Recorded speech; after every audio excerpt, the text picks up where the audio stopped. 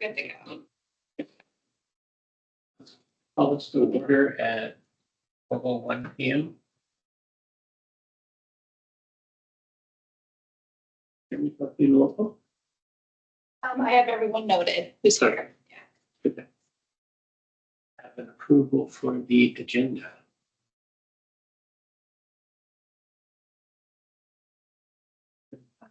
I move approval of the agenda. Just you two. Deb will be your second if she was, when she gets here. Yeah. But we, is two of, is that enough? You have a quorum. We have a quorum. Yeah, you Two have is a quorum.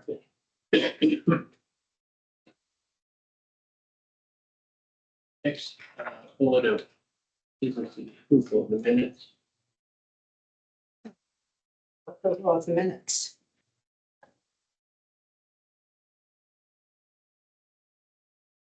We'll have to also wait for. Can you second it? I think, yeah, if Deb doesn't show up, you technically. can. Yeah, Okay, you could, I'll because you didn't. Do we have anyone online from the public?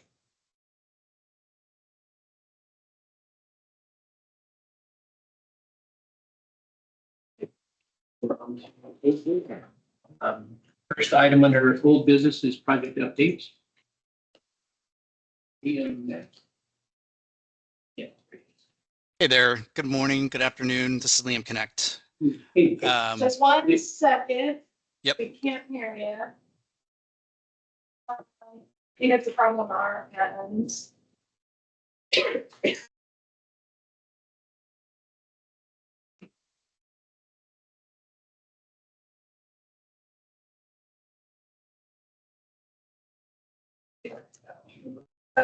Right now, you?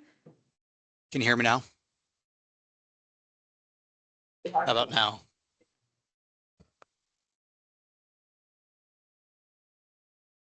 Can you hear me now?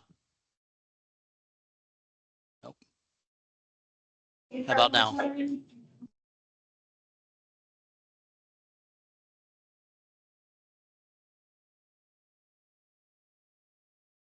you hear me now?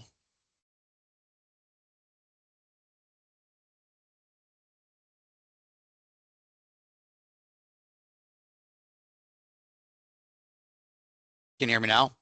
Yes. Yeah. Great, awesome. Okay, good afternoon. I do need to leave here at 12:30. Apologies, I've got a few appointments I need to get to this afternoon. Thanks, Anita, for putting me first so I can give you these project updates. So nurse call and ED reno, I see that Kim's going to brief on those, so I'll update on the projects that are not the nurse call and the ED reno. The ground floor asbestos abatement project, that project is complete. There was a hiccup with the contractor providing notice of completion to Alaska Department of Labor, so there's just that's just an administrative item that needs to be addressed by the contractor. I'll take this off the updates for next month since the work is complete at Bartlett, and I don't think that administrative item has any impact on you guys. The Wildflower Court fuel tank, that project is also complete, and we're just awaiting final payment app from the contractor. Wildflower Court sidewalk replacement, that project is substantially complete, but there's some grass seeding that needs to be done. That'll be completed in the spring. The Wildflower Court fire alarm system replacement, let's see, the fire alarm system is a delegated design. So the vendor, we are under contract that was awarded middle of the month, last month, and the vendor is creating the shop drawings for those. We expect those at the beginning of March. Once those are approved, they'll order material, and they're anticipating beginning construction in April and completing in August. And the last one here for me to give you an update on is the surge protection project that's on the last, the second page there. Yep. This one we've got listed as on hold. Bartlett facilities team is working on some of the coordination, phasing, sequencing of the work. So once we have that information from them, we'll pick this back up and push it through final design. Those are my updates for you guys. Thank you. I'd look to the committee for any questions on the report.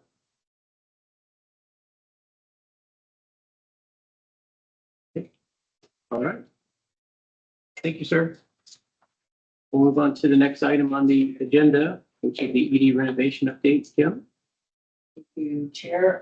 So we're at 95% design. We've been working, we've been meeting twice a week, going over doors and hardware and just all of the little minutia things that need to be addressed. We're hopefully going to be moving forward quickly to the 100% design phase. We've met with internal stakeholders recently because during the phasing of this project, we'll have to close down the emergency room entrance, not the ambulance entrance, but the emergency room entrance, and that'll be closed for quite a while.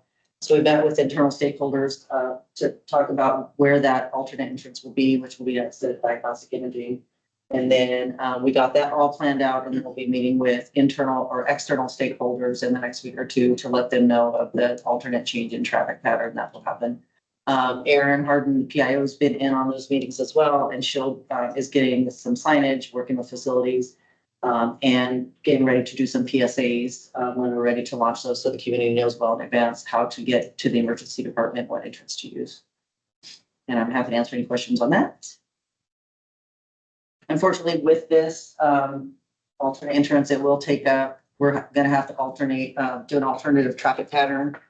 So it's going to end up eliminating about 42 parking spaces on campus until this is done, between where we have to move the traffic pattern by DI and also where they're going to be setting up the construction trailer. So Mark and I are looking at alternatives to help mitigate that loss of parking space.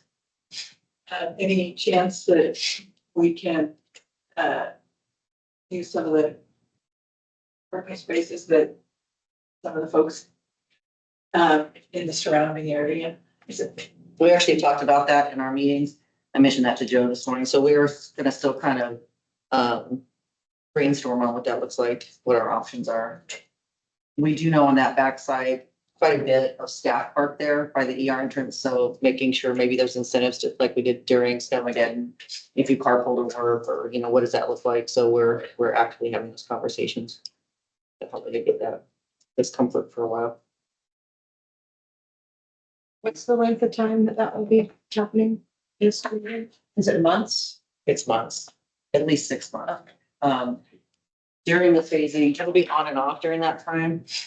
But we decided we'd keep it closed until we could keep it open, because we didn't want the confusion of where to go and have to keep switching that. So when they do the different phasings, some of the different phasings will affect that entrance. So we're just going to keep it closed until that whole complete phasing's done. That will involve that, and then we can open it.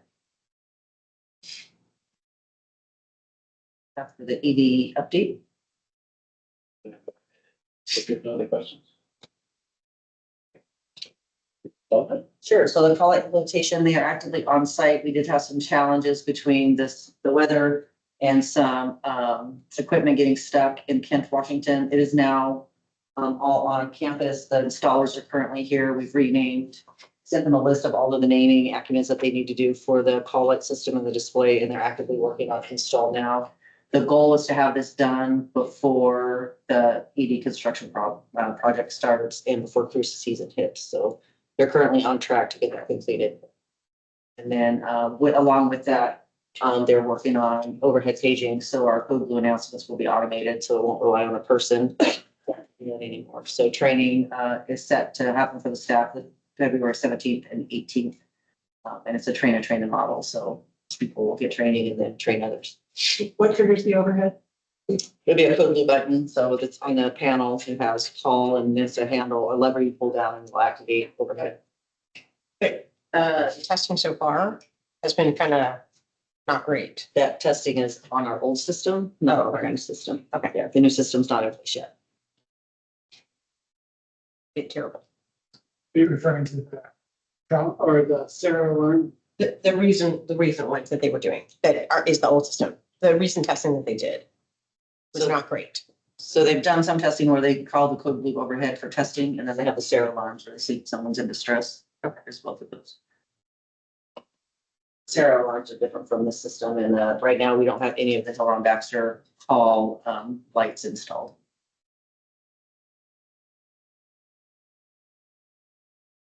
One other question. So the code blue will be in multiple locations. It won't be centrally located. Is that correct? Or Right, currently it's on one location. It's in each individual call light right now on the panel that you can hit code blue button in each room. It'll be the same model. The display's a little bit bigger and it's a lever you pull down instead of a push button. But we're replacing one for one wherever there is one in the hospital. The current process is that you hit the button and it triggers something to PAS. Right. PAS then has to look up a code to figure out where the location is, and then they do a phone call. Yeah, there's manual. And if people call in during that time to ask where the code is, what they try to find, it knocks off. They can't pick up the phone to hit page. Hopefully that'll take that human piece out of it and it'll just automate where it's at with no delay. So So what, if any? I'm just wondering about one part, or is there also a nurse call? Or there's a nurse call already in place of Wildfire Court that's pretty robust. And so we decided not to replace that because it's not that old a system. Compared to Duquesne.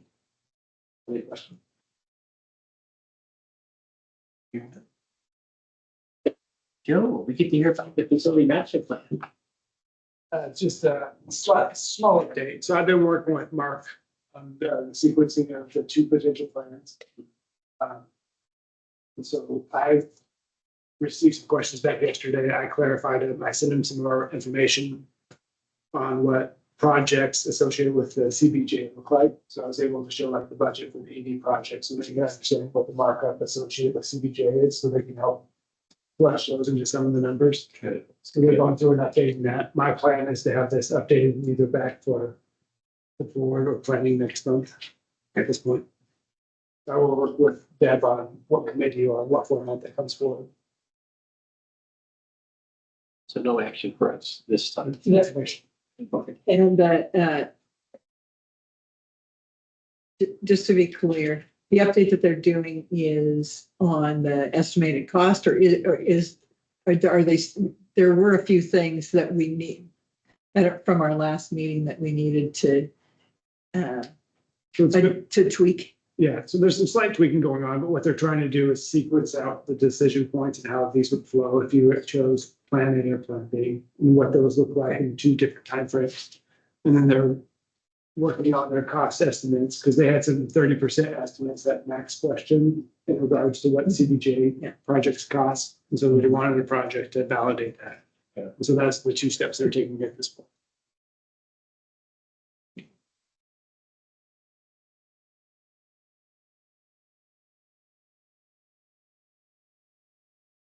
I would just say that we appreciated what they shared during the meeting on 23rd and second speech. Go forward. I think we all are. We've been waiting a long time for this. In its many incarnations. The last agenda item we have under old business is the strategic planning update. So, Thank you. You pull that slide deck, Sharon. We'll come back to the. Should go back here. Okay. Next slide. Yep. So with all these, all of this pulls back into our mission, vision, values. So we start with this. So this is kind of the drivers. On the left, we do have our high level strategies that were approved in November of 23. So this was approved for our 3-year cycle. So we are in that 3rd year. So we've updated the strategic plan based on the strategic goals with alignment.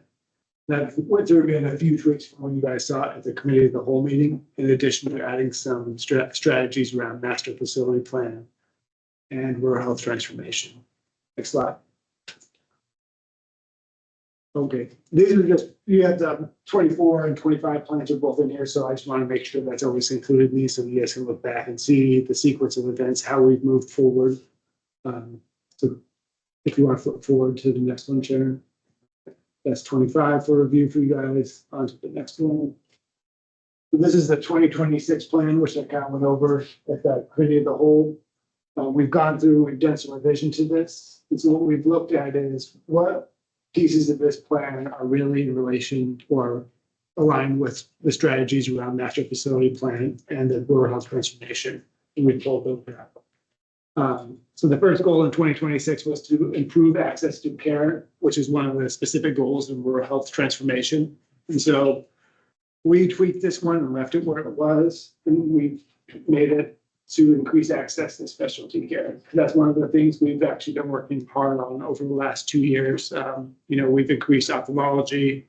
We're actively working with a dermatology group. We're actively working with a couple of different cardiology groups and trying to get some robust services in line. So we want to leave that goal or amend it to increase access to specialty care. The next one is enhanced continuity of care across care venues and organizational boundaries. This does align with some of the strategies in rural health transformation, but it also aligns with stuff we're working on today. So that one kind of remains where it is.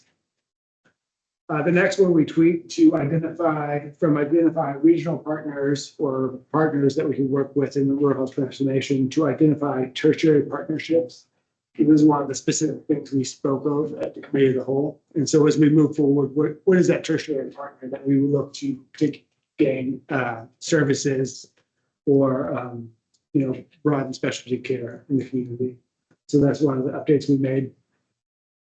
The fourth goal and the first goal is to achieve a highest designation in quality, safety, and clinical excellence. And so this is, everything we do has to be about patient and patient experience, the quality care we provide. So continue on that and all the hard work Gail and her team has done.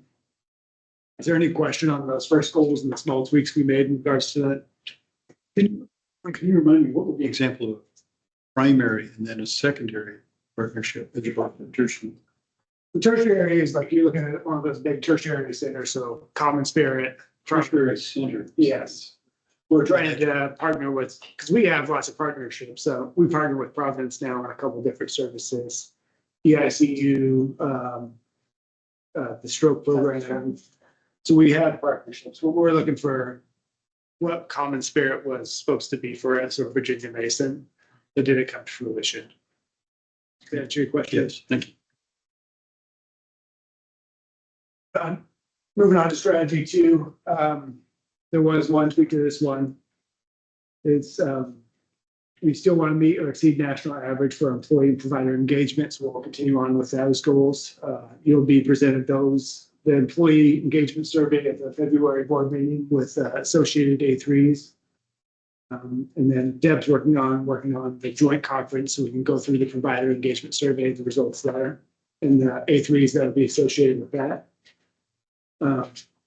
The second one was implement interdisciplinary roundings. This was one of the goals we had up there, but really ties under that first bullet. So what we're trying to achieve with the rounding process is increased engagement from both staff and providers.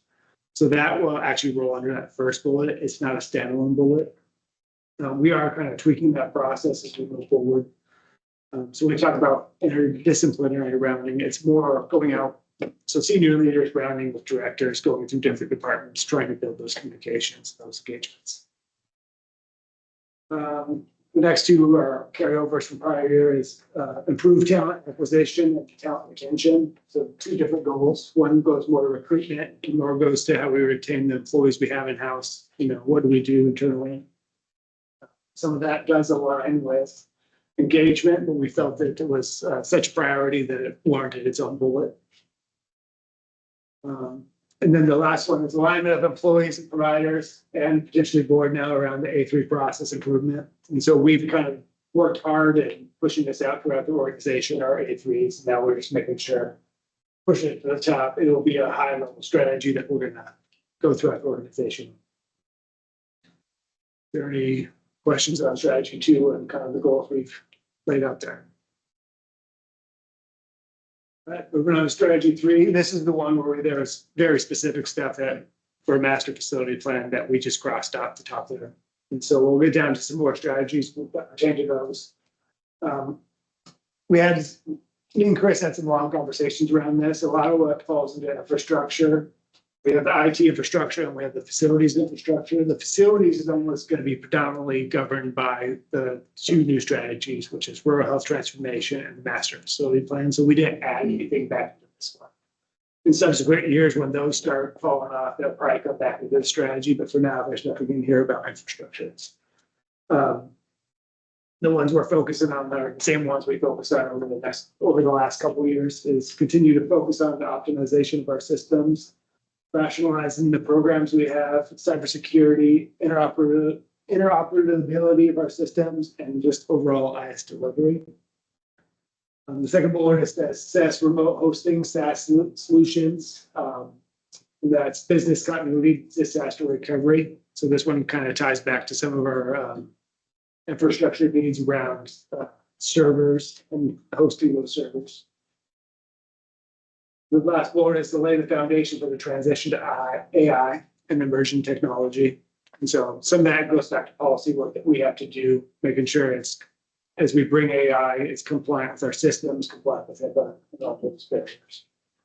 I know Chris and Galen already started looking at policies that in regards to that. Any questions on that third bullet? And I know some of this seems like I just keep reading it, but I just want to make sure I talk through each one of these. Going on to the fourth one, optimization and drive strategic clinical growth. The first bullet is surgery services optimization and utilization. So that some of the goals that fall under that is, getting our third OR up and running on a continuing basis, making sure we have access to additional block time for the surgeons that are coming to town. We had a meeting kind of day where we're basically down to 2 or 1 first come, first served day. So all of our block time is currently utilized by surgeons or allocated up.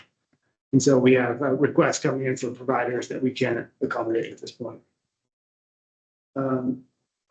Increased market share in targeted services. And so as we look at one of the things we did over the last 12 months is really focus on orthopedic services. And when we look at total joints, it's doubled year-over-year now.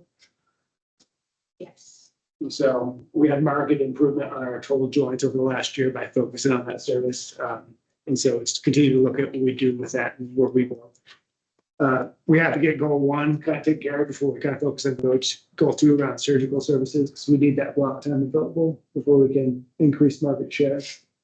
And some of this goes back to the data that was presented through the master facility plan, out migration. Where do we look at where people are leaving and how we keep them in town for what services? Third bullet is to achieve orthopedic center of excellence. So we are now well on the road. Gail's doing the work, pulling the data associated with that. And so that is a facility level designation to start. And then we'll start looking at provider level designations after that. The fourth bullet was scratched because that one was also master facility plan specific. We'll go on, you'll see that on the next slide. And the last one we have on there is revenue cycle optimization. So this is kind of a broader goal that we brought forward. We're to look at all levels of revenue cycle, from are we designated into the right level of clinics? Do we have the right contracts in place? Do we have the right processes in place through all our revenue cycle departments, from charge capture to coding, billing, and collection? So we're looking at the whole process. With the goal behind that is we need to decrease our days in AR down to industry standards and get cash collections moving. Any questions on goal number 4? You said we doubled the joint replacements. Just hips and so just Hips and knees are Yep. through the chair. Do you have any sense of what fraction of that is due to partner orthopedics? I, through the chair, probably I'll present our A3 in the coming months to the board.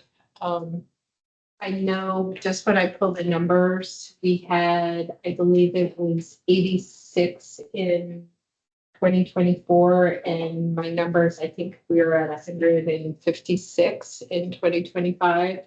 So I think that has to do with two things. Dr. Brown coming to town full-time and starting last April. And then Dr. Welber coming in also. Those two tend to do more total joints. We'll sort of, maybe it's not answered. We'll be able to get to the Yeah. detail. Thank you. Regardless, that's something to celebrate. That Mhm. Yeah, shows a decrease in out-migration for those procedures. Yeah. And not just for Bartlett, but for the community, Absolutely. for the recovery at home. I know we had talked about talking to the CBJ because there is that incentive to go outside. Still like that. And so that's not, I mean, if there's a financial benefit for the patient to not come here from an insurance standpoint, that, I mean, I think a lot of people would choose to come here. through the chair. The other part of getting this joint certification is Blue Cross Blue Shield has a certification called the Blue Certification. And that way it'll incentivize Blue Cross and Blue Shield Premier. So then we would be people will be incentivized to come here through Premier. So that's why it's very important for us to get a Joint Commission accreditation for our joints. What that does is it takes care of the problem you stated for that specific procedure. It doesn't fix the whole problem, but it takes a slice out. And then once we do our hips and knees, we also have the ability to look at other surgeries such as our total shoulders or other things if we wanted to move further, and other orthopedic surgeries. We're starting small. One question on that surgery services optimization.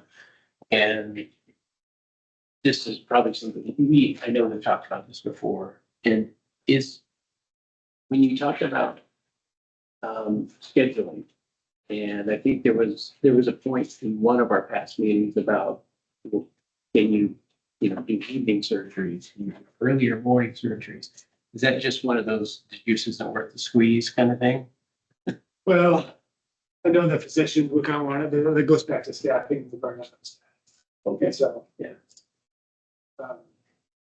There's a lot of the pieces that go into this, like release time with block time. How far ahead of the block do they have to release it? Data and block time utilization is something we're really struggling with, that we have to get our system to provide. So. Moving on to bullet number 5, this is more about identity. And so the only big change you'll see on this is we've taken out the communication plan for both master facility plan and rural health transformation. Those have their own bullets in those last couple of bullets. With one bullet I've added in here, highlighting green, is to develop a board number 83. I've shared the draft with Deb, and I know she's going to go through it and work on it. So that's something that we're proposing at this point. Whether it has to be on here, I mean, I'm happy to pull it off, and we'll just do it under level 5 strategy, just knowing that we're working on that. Tell me more about what you mean by that. Does that mean the board will have their own A3 project that they're working on? Yes. And so we'll go through, we develop the problem statement, goals, KPIs and all that stuff, and then we'll start. And that's something new. Yeah. Yes. This is the first. This will be our first one. And that goes back to the goal of having the A3 process aligned to our whole organization on the bottom. Yeah. It seems, it looks odd to me to have that one thing indented. It's more for presentation purposes, not long, Yeah. because it falls under one of the grants, but Yeah. it's just not. To draw our attention to it, because it is a new thing.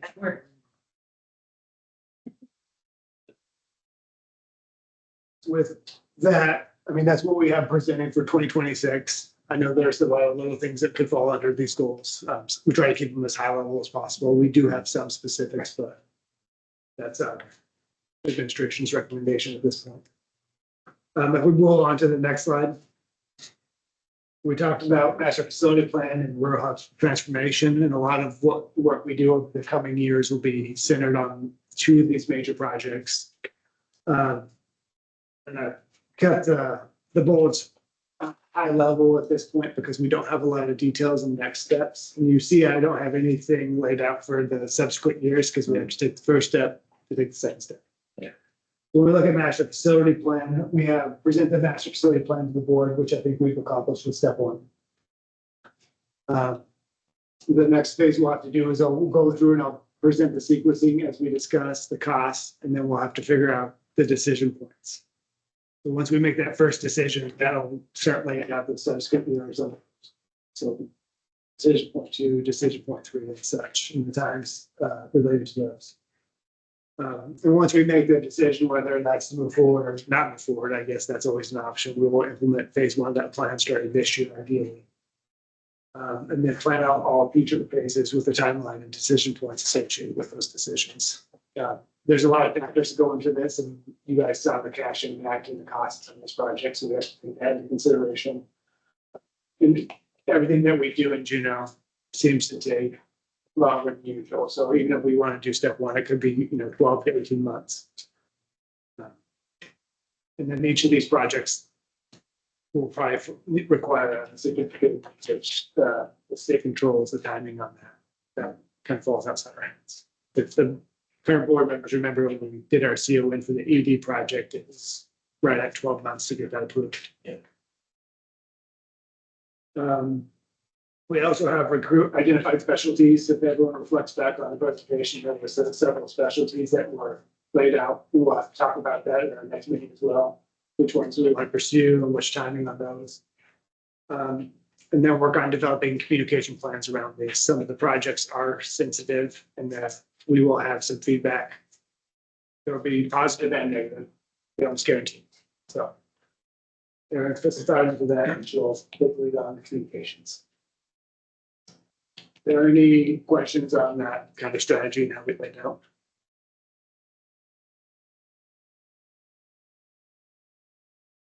The other one that's a little more ambiguous is the rural health transformation funds. And so we have been looking at this over and over, the whole team. We started to set up bi-weekly recurrent meetings with SLT to look at our projects.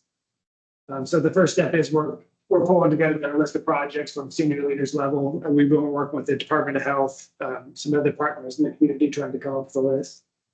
So my goal is to bring that back to planning as an initial introduction here at the 1st of March.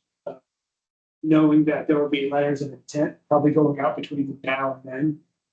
Our understanding is there will be a webinar or a presentation next week on the 10th, going over what should be included in the letter of intent. So we might start engaging on certain projects. Knowing that doesn't commit us as an entity, it just starts the process rolling. So the board will be included in that decision. I'm not trying to, jump the gun and get ahead of you guys. It's just the way time is falling out at this point. So we'll go through and review those at planning. What I have listed here is just the high level goals that are included in rural health transformation. So these are 5 of the 6, I believe. The one I didn't include in this is pay for performance, which is more going to be driven by the Department of Health than controlled by us. And so as they change payment methodology. I know more about this than others, but I would urge you to consider keeping that pay for value as a goal so that we as a board or you as an operational team are actually in the driver's seat. So you're not just responding to what the department does, but you're thinking and preparing. Yeah. So it doesn't really matter that much. It's gonna.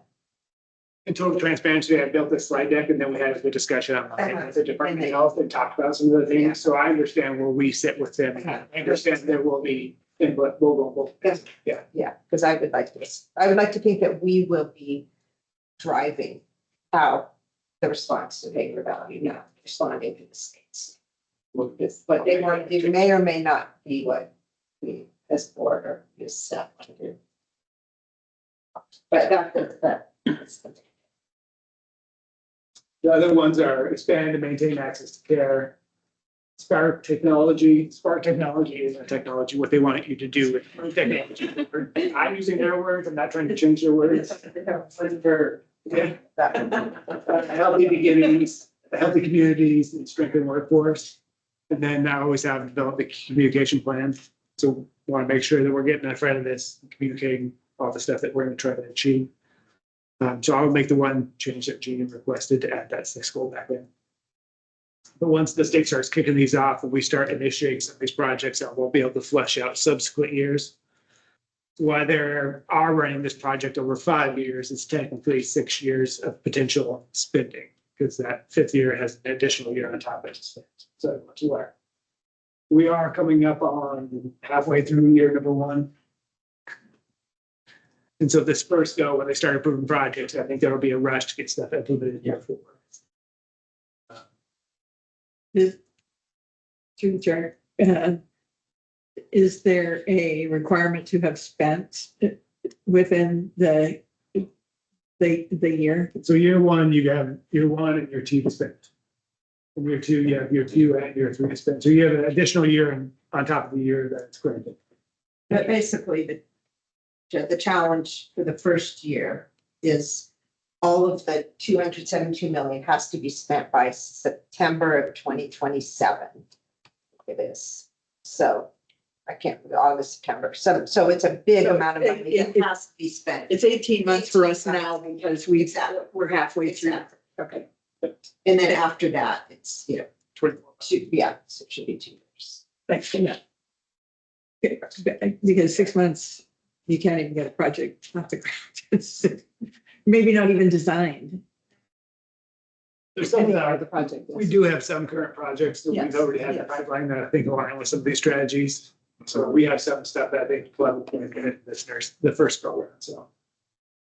But we'll be bringing that back to the board just for approval as the end consensus, I guess.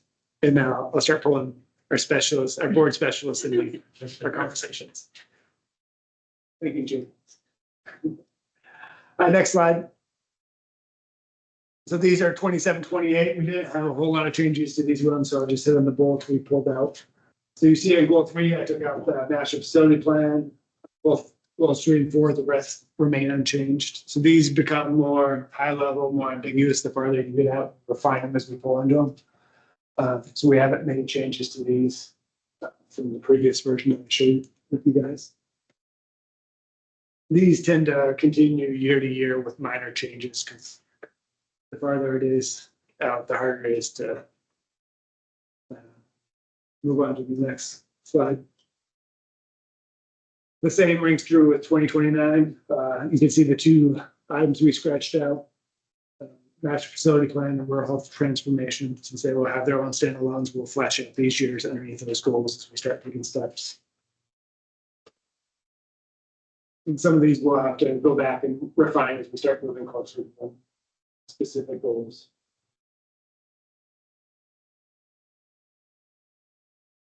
And so those are the changes we made. I guess I'd open up to any further questions. I do have a version of this that pulls everything together with all the updates you want to look at. And then we'll make one tweak as requested by Jeannie. With an action item. Yes. And I'm really fine if you don't have that. I like the idea just to be in front of us. Yeah. Something that we're looking at, even if we are still waiting on. I agree that I want to be ahead of it. Yeah. Help drive the train, make suggestions as they're defining what It looks like. what it looks like. With all, I mean, transparency, with them not extending the demonstration as of yet from the federal level. We've asked the state to they're looking at that head model with Medicare and Medicaid. So we've asked to be included in that so we can start analyzing the impact to that. Because I understand that it's been the way the state wants to move forward. They've also brought us a behavioral health model that we need to review. CCBHC. Yeah. Don't ask me to state what that is. We just learned about it. So we'll pull that forward. It's that integrated behavioral health primary care model payment mechanism. We're looking at. Medicare, the state isn't involved in One be Medicare to start, potentially rolling over to Medicaid, and one commercial payer at least has to be involved to move that forward. What's the acronym? Ahead, Uh, yeah, it's AHEAD. Ahead, It okay. doesn't really matter. It's just the name of the model. I just want to look it up. Yeah. And so I'm trying to, I didn't This hear it. spelling. Yeah, I didn't hear it, so I was trying to, I can look it up, I'm just curious. it's kind of a capitation slash block grant. Hospital global budget and enhanced primary care payment. Right. It's big. They're doing it in Vermont, Maryland, Rhode Island, Hawaii. The next time two hospitals can join is July of 2026. Okay, I was curious, I didn't know it, I was gonna look it up. It's a demonstration project that they're gonna run through 2035 so far.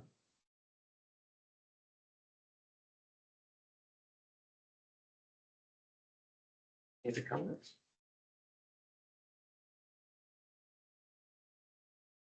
There's the action item. I saw that you have action item with this. You want to go back to the action?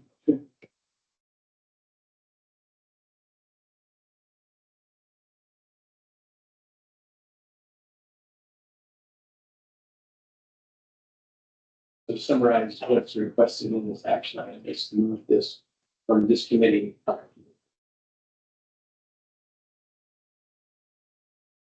With the one change. Do you need a motion to do that? Yes, we do need a motion. So And moved. suggestion motions. About this, right? Move the planning committee approve the organization's strategic plan for FY 26-29 as presented with one modification and forward to the board for final approval. And I'll do the second. Thank you.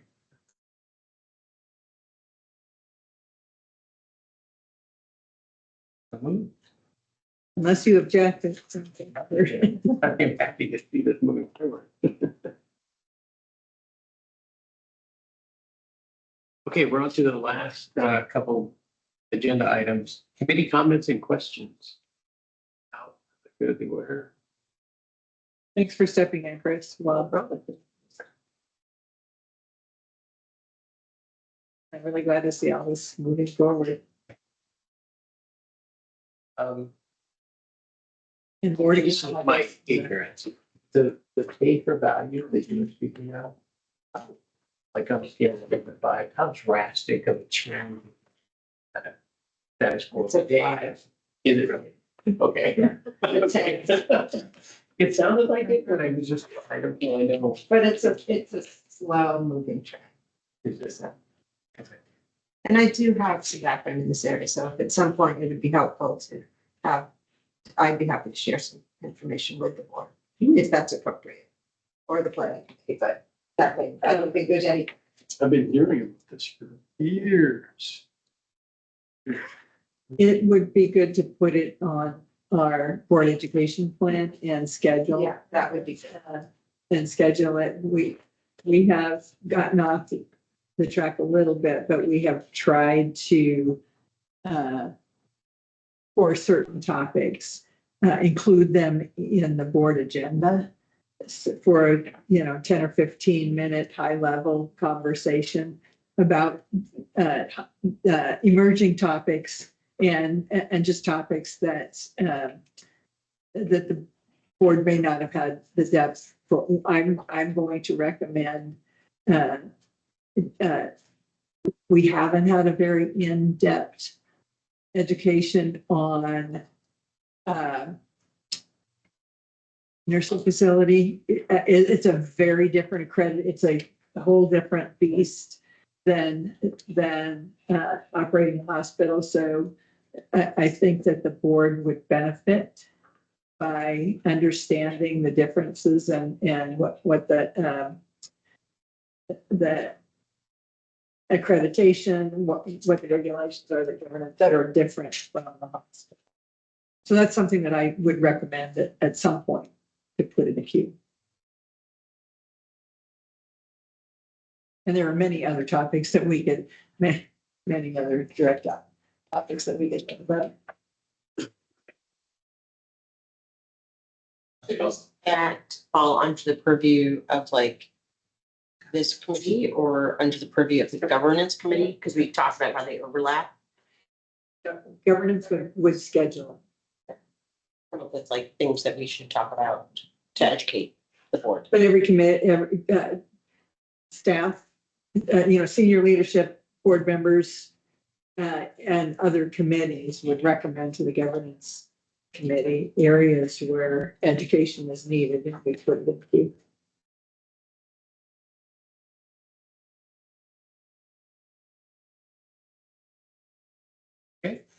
And all adjournment at 12:46.